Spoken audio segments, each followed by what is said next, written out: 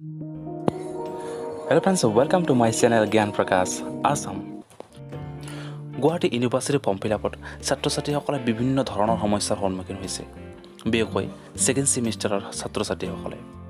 আৰু এই সমস্যাটো যে কিছু পৰিমাণে সমাধান হয়, তাৰ কাৰণে মই এইখন ভিডিঅ'ৰ মাধ্যমত কিছু কথা জনাবলৈ চেষ্টা কৰিম। কেইজনমান ষ্টুডেণ্টে মোক কমেণ্ট কৰিছে আৰু এই কমেণ্টৰ মাধ্যমত আমি জানিবলৈ চেষ্টা কৰিম আৰু কেনেকৈ এই সমস্যাটো সমাধান কৰিব পাৰি। চাওক, প্ৰথম যিটো লিখিছে হেমা ৰাভাই লিখিছে, পে'মেণ্ট ফেইল হৈছে, মোৰ কি কৰিম জনাব প্লিজ। তো সেই একে প্ৰব্লেম। তাৰপিছত চাওক, ইয়াতে আমাৰ টেকনিকেল বিজেপি দাদা লগ ইন পাছৱাৰ্ডটো পাহৰিছোঁ, তো OTP দি কৰিলে OTP নাহে, কিয় বা প্লিজ জনাব। আৰু ফৰগট পাছৱাৰ্ড কৰিলেও OTP নাহে। হয়, গুৱাহাটী ইউনিভাৰ্চিটিৰ এই এটা ডাঙৰ সমস্যা। তেওঁলোকে কি কৰিছে, আমাৰ কিছুমান হয়তো তেওঁলোকৰ পাছৱাৰ্ডটো নাজানে, চ' সেইকাৰণে তেওঁলোকে ফৰগট OTP দি মাৰে, কিন্তু তেওঁলোকে OTPটো নপঠায়। চ' সেইটো এটা ডাঙৰ সমস্যা। তাৰপিছত ইয়াতে BK ডি মিউজিকে লিখিছে, তাতে পাছৱাৰ্ডটো পাহৰিছোঁ, কেনেকৈ কৰিম লগ ইন। এতিয়া পাছৱাৰ্ড পাহৰিছে, লগ ইনটো কেনেকৈ কৰিম সেইটো কথা কৈছে। চ' ছেম একেই কথা, তেওঁলোকে এতিয়া OTP নপঠায়। চ' এইটো এটা প্ৰব্লেম হৈছে। চ' যি কি নহওক, মই ইয়াতে যিটো দেখাবলৈ চেষ্টা কৰিছোঁ যে কিছুমানে পে'মেণ্ট কৰিছে, পে'মেণ্ট ফেইল দেখাইছে, কিন্তু ফেইল দেখুৱাৰ পিছত তেওঁলোকৰ পে'মেণ্টটো কাটি লৈছে। চ' সেইটো কিন্তু ফৰ্ম ফিলআপটো হৈ গৈছে। আমি এইটো কেনেকৈ চেক কৰিম যে আমাৰ গুৱাহাটী ইউনিভাৰ্চিটি যে ফৰ্ম ফিলআপ কৰিছোঁ, চ' সেই ফৰ্ম ফিলআপটো হৈছে নে আমি কেনেকৈ চেক কৰিম। চ' ইয়াতে চাওক, যেতিয়া সকলো ডিটেইলছ দিয়াৰ পিছত আমি OTP মাৰিম, OTP মাৰাৰ পিছত যেতিয়া আমাৰ পে'মেণ্টটো হৈ যায় আৰু লিখা আহে কি পে'মেণ্ট ফেইল, তেতিয়া মনটো বেয়া লাগি যায়। কিন্তু ইয়াতে টেনশ্যন লোৱাৰ কোনো কাৰণ নাই। এতিয়া চাওক, পিছত আমি ইয়াতে GU পৰ্টেল বুলি চাৰ্চ কৰিম। GU পৰ্টেল চাৰ্চ কৰাৰ পিছত আমি এনেকুৱা ফৰ্মটো আহি যাব আগৰ নিচিনাই। চ' ইয়াতে যিটো ছেকেণ্ড অপশ্যন যিটো আছে, আমি ইয়াতে ক্লিক কৰিম। চ' ইয়াতে ক্লিক কৰাৰ পিছত যিটো অপশ্যন আহিব, আমি আগৰ ধৰি লগ ইন কৰিম। আৰু লগ ইন হোৱাৰ পিছত যিটো অপশ্যন আহিব, সেই অপশ্যনটোৰ এই অপশ্যনসমূহৰ ভিতৰত আমি ইয়াতে যিকোনো ছেমিষ্টাৰৰ ইয়াতে চেক কৰিব লাগে। অ'কে, ইয়াতে এই যিটো এক্সাম ফৰ্ম লিখা আছে ন, ডাউনলোড বুলি, ইয়াতে আমি ক্লিক কৰিম। অ'কে, চ' ইয়াতে ক্লিক কৰাৰ পিছত চাওক, ইয়াতে এনেকুৱা এটা পেজ খোল খাব আৰু ইয়াতে সোমাইহে গম পাব পাৰি যে আমাৰ পে'মেণ্টটো ছাকচেছফুল হৈছে নে নাই। চ' ইয়াতে দুটা অপশ্যন আছে, ইয়াতে পে'মেণ্ট ৰিচিভ আছে, ডাউনলোড ফৰ্ম আছে। ইয়াতে পে'মেণ্ট ৰিচিভত আমি ক্লিক কৰিব লাগিব। অ'কে, চ' যদি পে'মেণ্ট ৰিচিভত ক্লিক কৰোঁ, তেনেহ'লে ইয়াতে ক্লিক কৰিব লাগিব।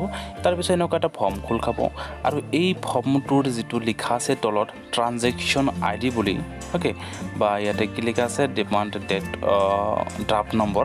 চ' ট্ৰানজেকশ্যন ID ইয়াতে যিটো লিখা আছে, এইটো আমাৰ কপি কৰিব লাগিব ইয়াৰ পৰা। অ'কে, চ' ইয়াতে যদি আমি ইয়াতে চাওক, ইয়াতে কপি কৰি আছোঁ। ইয়াতে কপি হোৱাৰ পিছত এই যিটো ID নম্বৰটো আৰু এটা বেলেগ ফৰ্মত আমি দিব লাগিব। চাওক, এতিয়া কপি হ'ল। তাৰপিছত আমি এতিয়া সকলো কাটি দিম, আকৌ আগৰ পৰা আনিম। অ'কে, চ' ইয়াতে আকৌ GU পৰ্টেল লিখি আমি ইয়াতে আকৌ সেই কি নতুন ফৰ্মত আহিব লাগিব, যেনেকুৱা আমি আগৰ আহিছিলোঁ। তাৰপিছত ইয়াতে আমি যদি এই লেফ্ট ছাইডত চাওঁ, তেনেহ'লে ইয়াতে ইম্পৰ্টেণ্ট লিংকছ আছে। তো ইয়াতে ইম্পৰ্টেণ্ট লিংকছসমূহৰ ভিতৰত আমি ইয়াতে লিখা যিটো আছে অনলাইন পে'মেণ্ট ভেৰিফিকেশ্যন বুলি। অ'কে, চ' এই অনলাইন পে'মেণ্ট ভেৰিফিকেশ্যন ইয়াতে আমি ক্লিক কৰিব লাগিব। যদি আমি ইয়াতে ক্লিক কৰোঁ, তেনেহ'লে আৰু এটা বেলেগ পেজত লৈ যাব। চ' ইয়াতে লিখা আছে কি চিলেক্ট ৰেফাৰেঞ্চ টাইপ। চ' ইয়াতে বহুত অপশ্যন আছে, আমি সকলো চেক কৰিব পাৰি। যদি আমাৰ পে'মেণ্ট হোৱাৰ পিছত আমি সকলো চেক কৰিব পাৰি। ইয়াতে লিখা আছে ডকুমেণ্ট, অ'কে, ডকুমেণ্ট কিবা আছে কমপ্লেট। তাৰপিছত যদি ইয়াতে কমিউনিটি ফৰ্মছ, হোষ্টেলছৰ, অ'কে, ইয়াতে বিভিন্ন ধৰণৰ অপশ্যন আছে। তাৰপিছত আমি ইয়াতে অপশ্যনটো ক্লিক কৰিব লাগিব এক্সাম ফৰ্ম। অ'কে, যিহেতু আমি এক্সাম ফৰ্মটো চেক কৰিব লাগিব যে আমাৰ সেইটো হৈছে নে নাই। তাৰপিছত সেই যিটো কপি কৰিছিলোঁ ন, কপি কৰা আমাৰ কিবা ID আছিল, চ' এই IDটো ইয়াতে ক্লিক কৰিব লাগিব। যেতিয়া আমি এই IDটো ইয়াতে প্ৰেছ কৰিম, অ'কে, ইয়াতে প্ৰেছ কৰি তাৰপিছত ইয়াতে ভেৰিফাই পে'মেণ্ট লিখা আছে। চ' ইয়াতে আমাৰ পে'মেণ্টটো ভেৰিফাই কৰাৰ কাৰণে ইয়াতে এটা সুবিধা দিছে। অ'কে, চ' ইয়াতে লিখা আছে কি